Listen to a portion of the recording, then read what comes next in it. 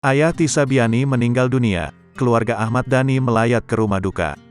Ayahanda Tisa Biani meninggal dunia di usia 55 tahun pada hari ini, Minggu, tanggal 2 April tahun 2023. Sejumlah pelayat terlihat hadir di rumah duka, diantaranya keluarga Ahmad Dhani. Seperti diketahui, Tisa Biani menjalin hubungan asmara dengan putra bungsu Ahmad Dhani, Dul Jailani. Kehadiran keluarga Ahmad Dhani di rumah duka terlihat dari unggahan Instagram, Mulan Jamila. Bismillahirrahmanirrahim, turut berduka cita atas meninggalnya ayahanda tercinta dari anak soliha, cantik nan baik hati Tisa Biani. Suami dari Mbak Dian Estining 68, semoga almarhum husnul khotimah.